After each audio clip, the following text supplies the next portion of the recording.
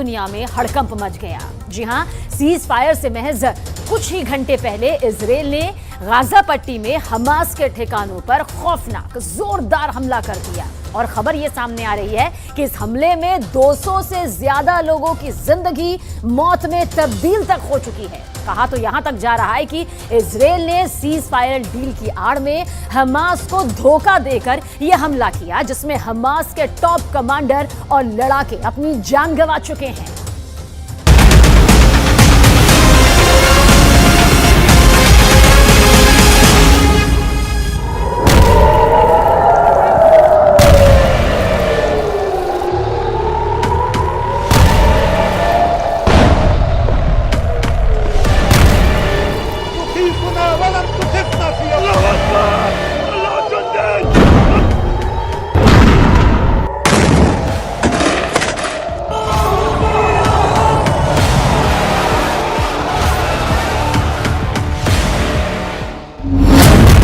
मार दिए 200 फिलिस्तीनी, सीज फायर की उड़ाई धज्जियां।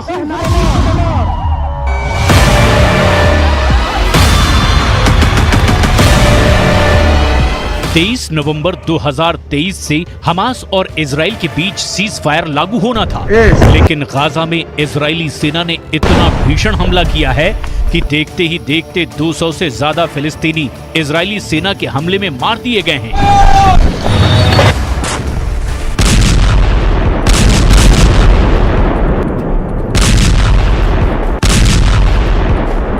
सीज फायर लागू होने से महज कुछ घंटे पहले हुए इस हमले ने हमास के होश उड़ा दिए हैं।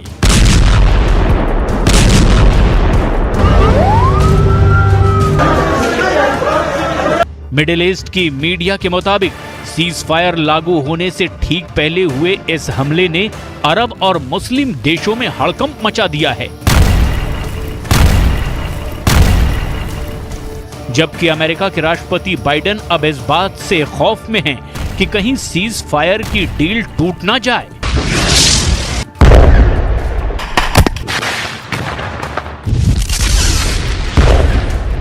हम आपको सीज फायर डील के दौरान हुए इस हमले की वो इनसाइड स्टोरी बताने जा रहे हैं जिसे जानकर आप हैरान रह जाएंगे,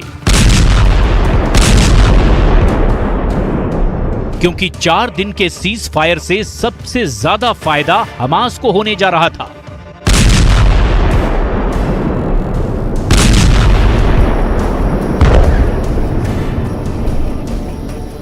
लेकिन इजराइल की आईडीएफ ने गाजा में बड़ा हमला करके हमास को सीज फायर के जाल में फंसाकर मारना शुरू कर दिया है। हम आपको ये भी बताएंगे कि क्यों हमास का लादेन दक्षिणी गाजा को इजरायली हमलों से बचाने की कोशिश में जुटा है, जिसके मंसूबों पर अब इजराइल ने पानी फेर दिया है।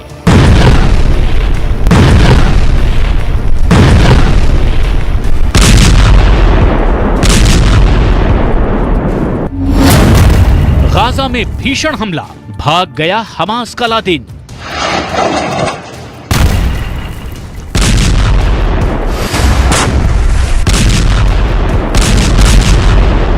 हम आपको बताने जा रहे हैं कि पिछले 24 घंटे में इजरायली सेना ने गाजा में कहां-कहां हमले किए हैं, जिसकी वजह से 200 से ज्यादा फिलिस्तीनी मारे जा चुके हैं। और क्यों खान यूनिस के कसाई के नाम से मशहूर हमास का top leader Yahya Sinwar Israeli हमले के बाद भाग गया है। लेकिन उससे पहले ये जान लीजिए कि 1.5 महीने से ज्यादा की जंग में अब तक के 13,000 से ज्यादा फिलिस्तीनी मारे जा चुके हैं।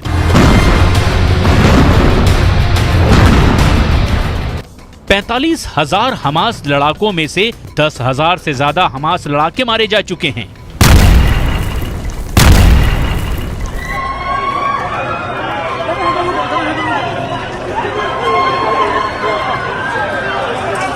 इजरायली सेना अब तक 80 मीटर गहराई में मौजूद हमास के 400 सुरंगों को तबाह कर चुकी है।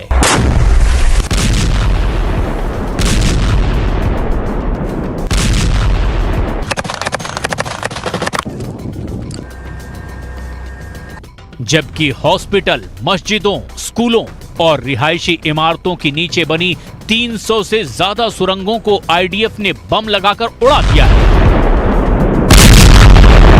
अब आप ये जान लीजिए कि पिछले 24 घंटे में ऐसा आखिर क्या हुआ कि इजराइल ने सीज फायर के डील के दौरान फिलिस्तीन के 200 लोगों को मार दिया। मिडिल ईस्ट की मीडिया के दावों के मुताबिक इजरायली सेना के लड़ाकू विमानों, ड्रोन और मिसाइल हमलों ने गाजा में भारी तबाही पिछले 24 घंटे में मचाई है। इजराइल की जबरदस्त बमबारी में पिछले 18 घंटे में 80 लोग मारे गए हैं, जिनमें ज्यादातर महिलाएं और बच्चे हैं। स्थानीय मीडिया के दावों के मुताबिक इजरायली सेना ने गाजा में घरों, इमारतों और आवासीय इलाकों को बुरी तरह से तबाह किया है।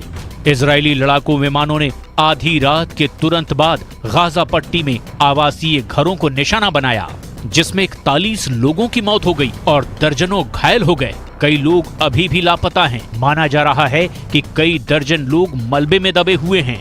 गाजा शहर के शेख राडवान में 2 घरों पर हवाई हमलों में कम से कम 10 नागरिकों की मौत हो गई है, जबकि आधा दर्जन बुरी तरह से घायल हुए हैं। इस हमले से पहले उत्तरी शहर जबालिया में इजरायली बमबारी में दर्जनों लोग मारे गए थे। गाजा अधिकारियों के मुताबिक 4 दिनी सीज फायर समझौते के बाद इजरायली सेना ने हमले तेज कर दिए हैं। गाजा में हमास के समझौते के बाद हमलों की ताजा लहर तब आई, जब इजरायली सैनिकों ने लगातार तीसरे दिन गाजा पट्टी के उत्तर में इंडोनेशियाई अस्पताल को घेर रखा है।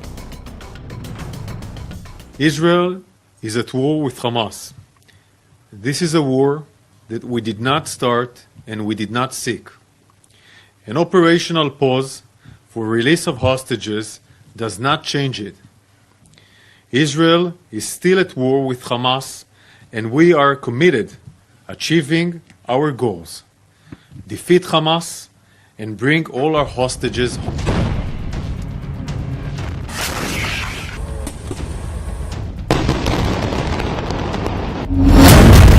मार दिए 200 फिलिस्तीनी, सीज फायर की उड़ाई धज्जियां।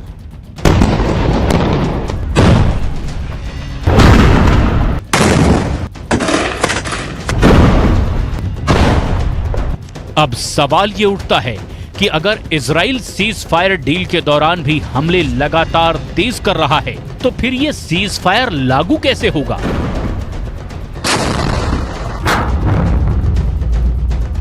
पश्चिमी मीडिया के दावों के मुताबिक सीज फायर का फायदा हमास के लादेन के नाम से मशहूर याह्या सिनवार उठाना चाहता है।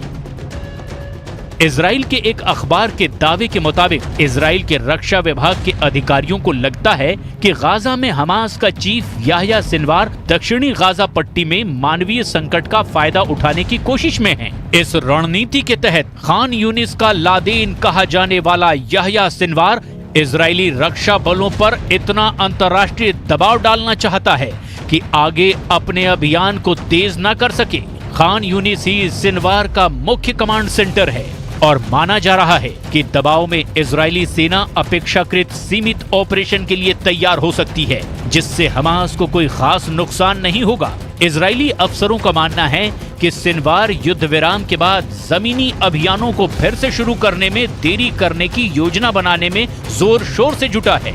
आप कुछ पॉइंट्स से समझ लीजिए। हमास का लादेन याह्या सिनवार उत्तरी गाजा की बजाय दक्षिणी गाजा को बचाने पर क्यों जोर दे रहा है?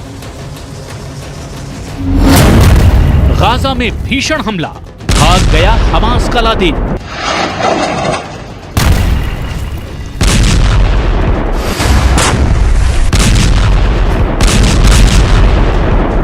उत्तरी गाजा में हमास का कंट्रोल खत्म हो चुका है। अब दक्षिणी गाजा में ही हमास काफी हद तक इजरायली सेना को टक्कर देने की कोशिश में है।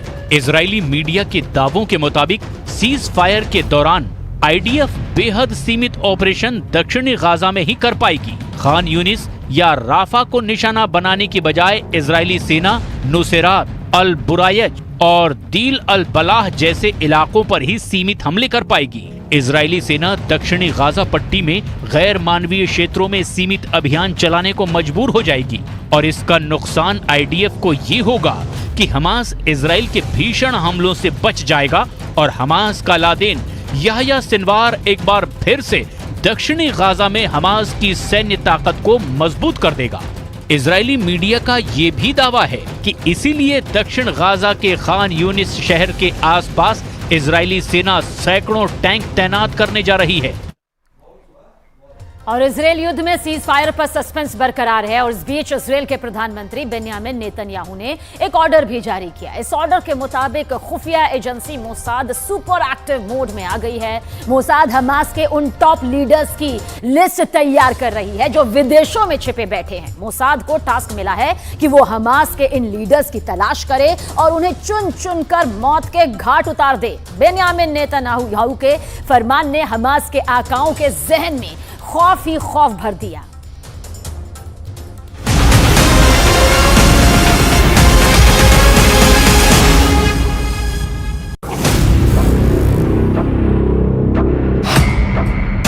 Number 1 Ismail Haniyeh,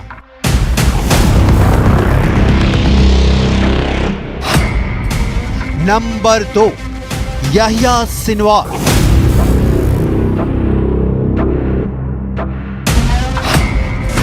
number 3 Mohammed Deif, number 4 Khalid मशा,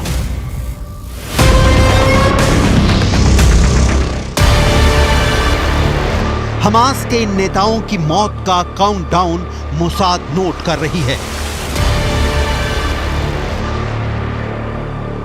Israel भले ही गाजा में सीज फायर पर उम्मीदों वाले दांत दिखा रहा हो, लेकिन उसका असली दांत अब हमास के विदेशों में छिपे नेताओं के खिलाफ दिखने वाला है। हमास के आकाओं की अब खैर नहीं है। इजरायल ने हमास नेताओं की मौत का फरमान जारी कर दिया है। हमास के ये नेता कहां छिपे हैं, इसकी पूरी डिटेल दस्तावेजों की रोशनी में आपको दिखाएंगे। वॉर रूम में बेन्यामिन नेतन्याहू, फौज के बीच बेन्यामिन नेतन्याहू, और अब दुनिया के नक्शे से हमास को साफ करने का ऐलान। רק לגבי השאלה של אלה שמחוץ לקטר, יותר נכון אלה שמחוץ לרצועה, מבחינתנו כל אנשי חמאס הם בני מוות. बेन्यामिन नेतन्याहू का एक्शन और नेतन्याहू के तेवर दोनों देखकर इजरायल युद्ध में सीज फायर की मंशा पर सवाल उठने लगे हैं। जिस लेवल पर इजरायल ने गाजा में बर्बादी की स्क्रिप्ट रेडी की है, उसके कंप्लीट होने तक नेतन्याहू रुकने वाले नहीं हैं। इजरायल के प्रधानमंत्री ने हमास के खिलाफ नया ऑर्डर जारी किया है।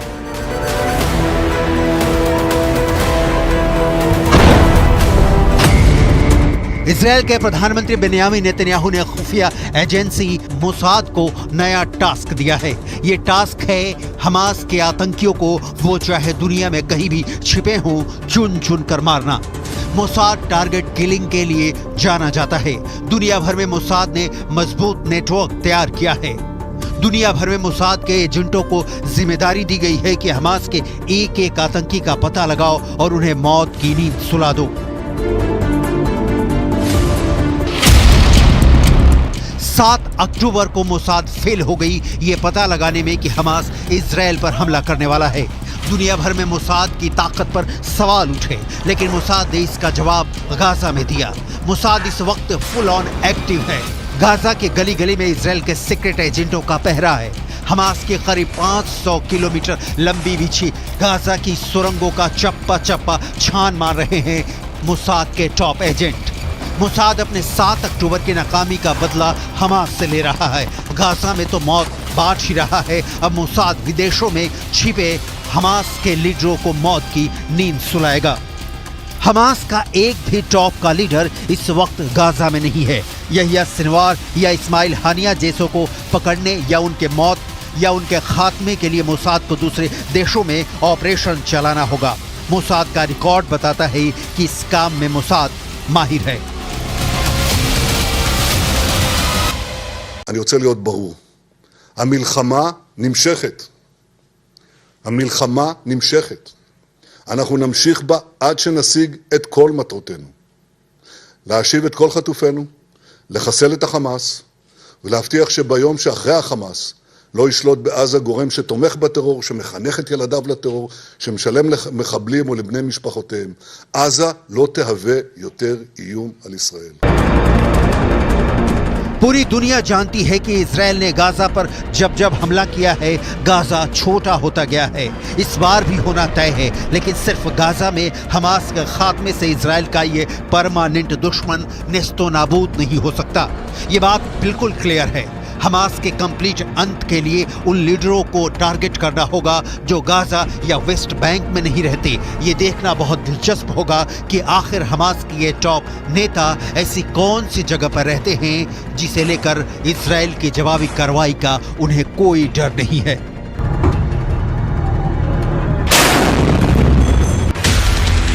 कतर की राजधानी दोहा में, मिस्र की राजधानी काहिरा में, ईरान की राजधानी तेहरान में, तुर्की के इस्तांबुल में इस्माइल हानिया और उसके बेटे के पास तुर्की का पासपोर्ट है।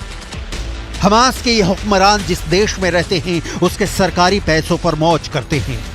कतर में अमीरों से मिलकर हमास के लिए फंडिंग जुटाते हैं। इन पैसों का ज्यादातर हमास के टॉप लीडरशिप अपने ऐशो आराम पर खर्च करती है। लिहाजा मोसाद के लिए इन हमास नेताओं को पकड़ना या मारना मोसाद के लिए आसान टास्क नहीं है, क्योंकि हमास के टॉप नेता गाजा के किसी एक घर में मौजूद हों तो इजराइल को उसे खंडहर बनाने में एक पल की भी देर नहीं लगेगी।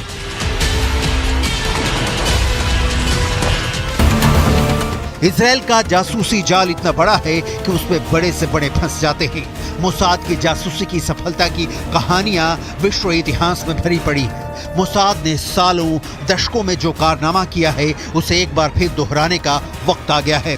मोसाद ने इसके लिए कितनी बड़ी प्लानिंग की है इसके डिटेल आपको दिखाएंगे। उसके पहले मोसाद के बारे में कुछ बेहद जरूरी डिटेल देख लेते हैं।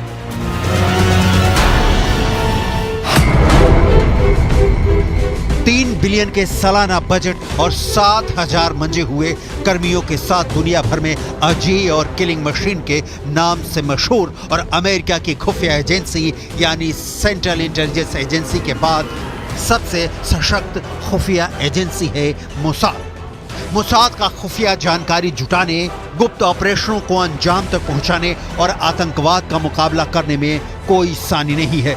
मोसाद का विशाल जासूसी नेटवर्क न सिर्फ आतंकियों के आकाओं की गतिविधियों के बारे में गहन जानकारी देता है, बल्कि जरूरत पड़ने पर उनकी हत्याओं को अंजाम देने में भी नहीं चूकते। वेस्ट बैंक में रची गई साजिशों को नाकाम किया, दुबई में कथित तौर पर हमास के चरमपंथियों का खात्मा किया और ईरान में घुसकर ईरानी परमाणु वैज्ञानिकों पर हमला करके उन्हें मौत की नींद सुला दिया।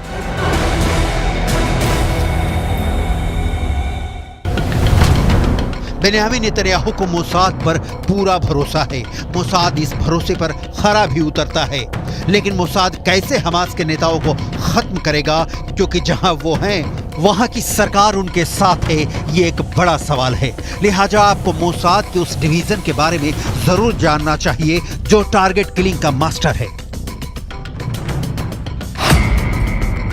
स्पेशल ऑपरेशन डिवीजन, जिसे कि मेत्सादा के नाम से भी जाना जाता है, अत्यधिक संवेदनशील हत्याएं, तोड़फोड़, अर्धसैनिक और मनोवैज्ञानिक युद्ध जैसे अभियान चलाता है। इसका LAP यानी लोहामा साइक्लोगिट विभाग मनोवैज्ञानिक युद्ध, प्रोपेगेंडा वगैरह के लिए जिम्मेदार होता है। इजराइल का अस्तित्व उसके संघर्षों में, उसकी लड़ाई की ताकत में, उसके जासूसी नेटवर्किंग के कारण है। इनमें से एक भी तंत्र फेल होने पर 7 अक्टूबर की तरह क्रूर हमला होता है। मोसाद 7 अक्टूबर से पहले ईरान मिशन पर था, लेकिन अब मोसाद क्या, पूरे इजराइल का एक ही मकसद है, हमास का सफाया। इस सफाये के काम में मोसाद के इशारे पर ही एक और खूंखार इजरायली यूनिट को लगाया गया है। इजरायली सेना इस वक्त 2 मोर्चे पर भीषण जंग लड़ रही है। एक तरफ हमास के लड़ाकों का सफाया कर रही है, तो वहीं दूसरी तरफ लेबनान में घुसकर हिजबुल्लाह लड़ाकों को चुन चुन कर मार रही है, उनका खात्मा कर रही है। इजरायल ने महज 24 घंटे के अंदर हिजबुल्लाह के वरिष्ठ सांसद के बेटे को हवाई हमले में मार डाला। अब्बास राद को उस वक्त हवाई हमले में ढेर कर दिया गया, मार दिया गया, जब वो हिजबुल्लाह के ठिकाने से इजरायली सेना पर हमला करने जा रहा था।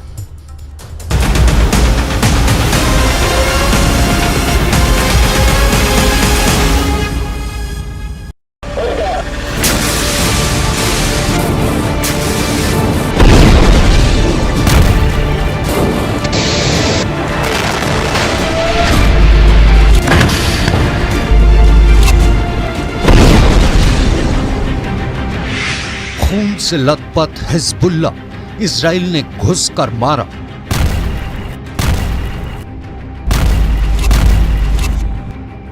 जिस वक्त पूरी दुनिया हमास और इजराइल के बीच सीज फायर की खबरों को समझने की कोशिश कर रही है, ठीक उसी वक्त इजरायली लड़ाकू विमानों ने लेबनान में घुसकर हिजबुल्ला लड़ाकों पर भीषण हवाई हमला किया है।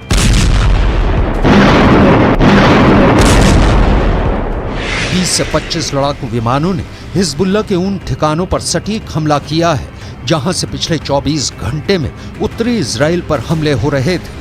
1.5 महीने से ज्यादा की जंग में भले ही गाजा पट्टी को इजरायली सेना ने रौंद दिया हो, लेकिन हमास का मरते दम तक साथ देने की कसम खाने वाले हिजबुल्ला ने हूथी विद्रोहियों के साथ मिलकर इजराइल को तबाह करने का ऐलान कर दिया है।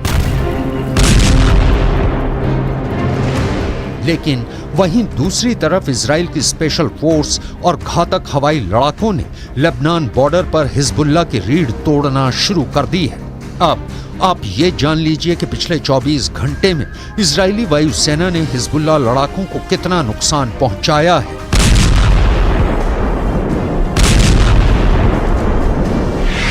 मारा गया हिजबुल्ला के सांसद का बेटा अब्बास। इजरायली सेना ने लेबनान के विद्रोही गुट हिजबुल्ला पर अपने हमले बेहद तेज कर दिए हैं। ईरान समर्थित हिजबुल्ला का दावा है कि 22 नवंबर को इजरायली हमले में उसके 5 लड़ाके मारे गए हैं। इनमें हिजबुल्ला के वरिष्ठ सांसद का बेटा भी शामिल है।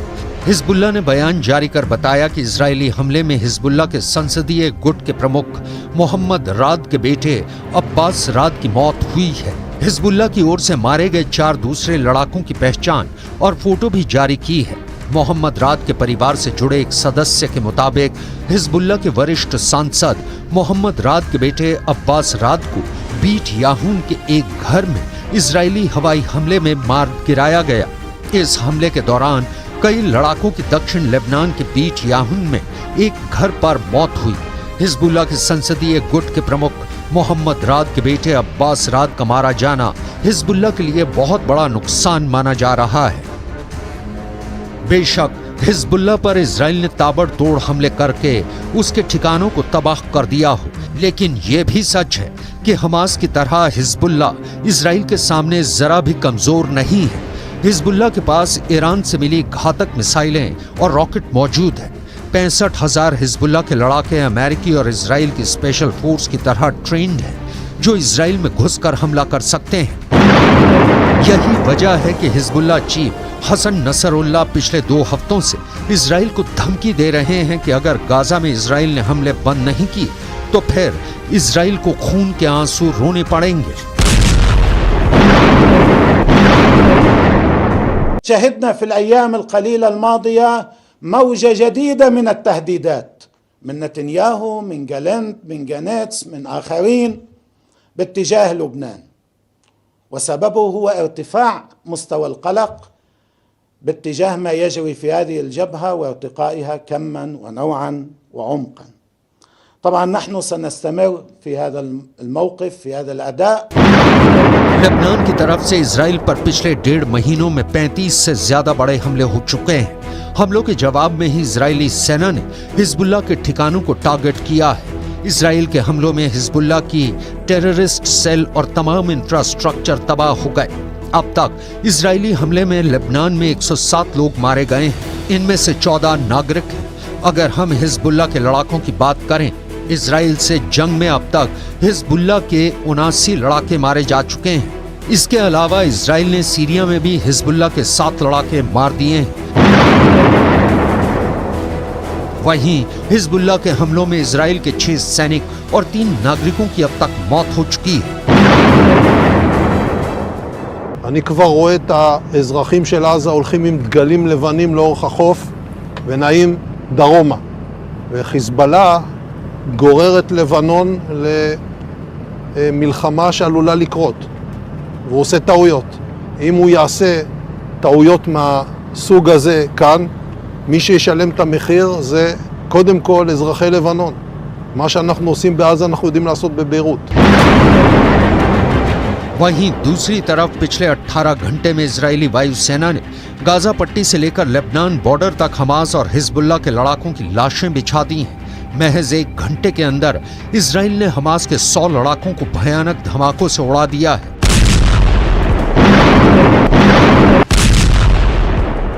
वहीं दूसरी तरफ हिजबुल्लाह के लड़ाकों को इजराइल ने इस तरह से टारगेट करके मारा है कि मरने वाले हिजबुल्लाह लड़ाकों को अपने मरने का एहसास तक नहीं हो पाया।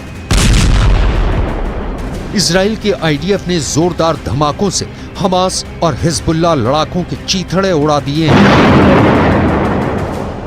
हिजबुल्लाह के पास ऐसे रॉकेट हैं जो इजराइल के किसी भी हिस्से को टारगेट कर सकते हैं। इसका अपना एक सशस्त्र विंग है जिसमें 1 लाख से ज्यादा लड़ाके बताए जाते हैं।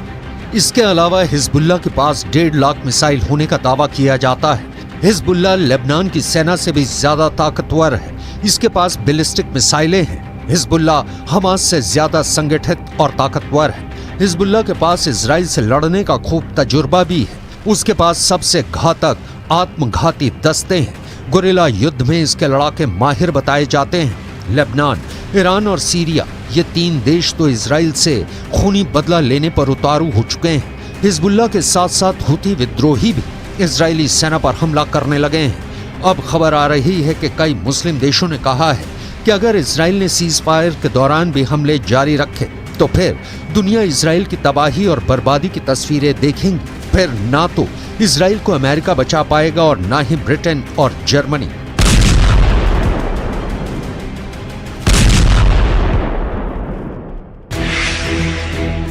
हिजबुल्लाह हुती का हमला, नक्शे से मिटेगा इजराइल। इधर ईरान इस्लाम के नाम पर मुस्लिम मुल्कों को इजराइल के खिलाफ युद्ध करने के लिए भड़का रहा है, लेकिन 62 साल के ईरान के राष्ट्रपति सैयद इब्राहिम रईसी ने तो साफ कह दिया है कि हमें ऊपर वाले के नाम पर इजराइल के क्रूर हमलों के खिलाफ एकजुट होना होगा और इजराइल के भीषण हमलों का जवाब देना होगा। ملت‌های مسلمان این دامایه ننگ خود می‌دانند که در زمانی که خون برادرانشان در غزه بر زمین می‌ریزد دولت‌ها برای منافع اقتصادی سوخت ماشین جنگی اسرائیل را تأمین کنند.